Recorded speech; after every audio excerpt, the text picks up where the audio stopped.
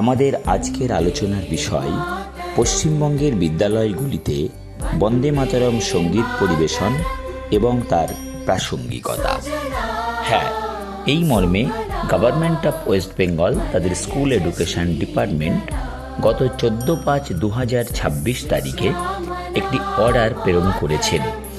অর্ডারটিতে বলা হয়েছে, এতদ্বারা আদেশ করা হচ্ছে যে পূর্ববর্তী সকল আদেশ ও প্রথা বাতিল করে পশ্চিমবঙ্গ রাজ্যের স্কুল শিক্ষা বিভাগের অধীনস্থ সকল বিদ্যালয়ে অবিলম্বে ক্লাস শুরুর পূর্বে বিদ্যালয় প্রার্থনার সময় বন্দে মাতরম গাওয়া বাধ্যতামূলক করা হলো। এই আদেশটি উপযুক্ত কর্তৃপক্ষের অনুমোদন ক্রমে জারি করা হলো। ভারতের জাতীয় স্রোত বন্দে মাতরম এবং পশ্চিমবঙ্গের শিক্ষা প্রতিষ্ঠানগুলির আবহ, এই দুইয়ের মেলবন্ধন ঐতিহাসিক এবং আবেগঘন। বঙ্কিমচন্দ্র চট্টোপাধ্যায়ের হাত ধরে অবিভক্ত বাংলাতেই এই কালজয়ী সঙ্গীতের জন্ম হয়েছিল, যা পরবর্তীতে ভারতের স্বাধীনতা সংগ্রামের মূল মন্ত্রে পরিণত হয়। বর্তমান সময়ে দাঁড়িয়ে পশ্চিমবঙ্গের বিদ্যালয়গুলিতে এই গানটির চর্চা এবং পরিবেশনের পরিস্থিতি নিয়ে একটি মিশ্র চিত্র ফুটে উঠেছে।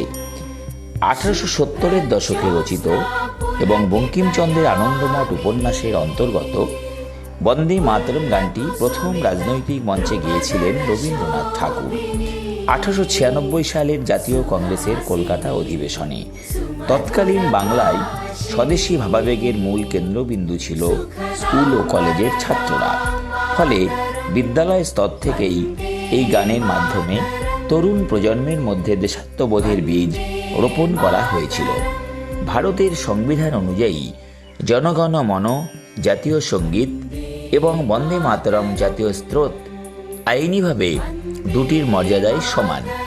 রাজ্যের অধিকাংশ সরকারি সাহায্যপ্রাপ্ত এবং বেসরকারি বিদ্যালয়ে দৈনিক সকালের প্রার্থনা সভায় জনগণ মন গাওয়া বাধ্যতামূলক।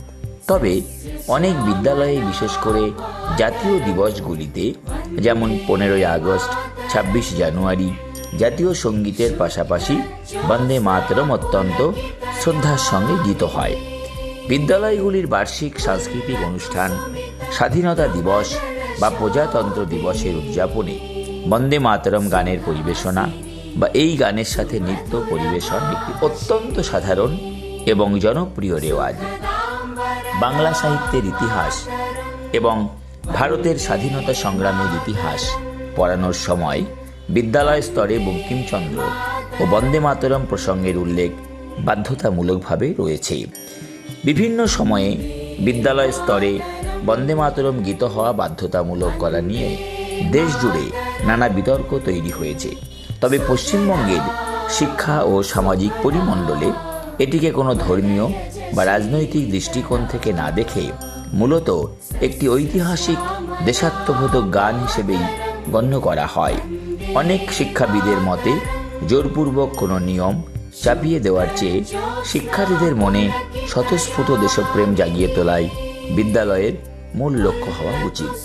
বিদ্যালয়ের অনেক শিক্ষকের কথাই বন্দে মাতরম আমাদের বাংলার মাটি থেকে উঠে আসা এক পরম গৌরবময় সৃষ্টি। ছাত্রছাত্রী যখন এই গানটি গায়, তখন তারা আমাদের স্বাধীনতা সংগ্রামীদের আত্মত্যাগের ইতিহাসকে অনুভব করতে পারে।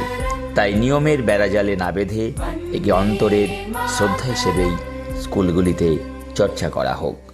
পশ্চিমবঙ্গের বিদ্যালয়গুলিতে বন্দে মাতরম শুধুমাত্র একটি গান নয়, এটি ছাত্রছাত্রীদের ইতিহাস সচেতনতা ও জাতীয়তা বোধের বিকাশের একটি অন্যতম মাধ্যম। প্রতিদিনের প্রাতিষ্ঠানিক নিয়মে এর ব্যবহার স্কুল ভেদে ভিন্ন হলেও রাজ্যের শিক্ষাঙ্গনে এই গানের ঐতিহাসিক গুরুত্ব এবং আবেগ আজও অম্লান।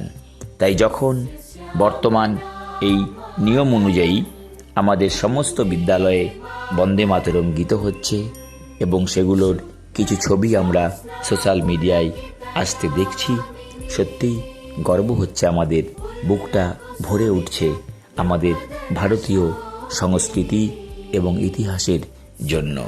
আমরা ধন্য। আজ এই পশ্চিমবঙ্গ সরকারকে তাই অনেক অনেক অভিনন্দন।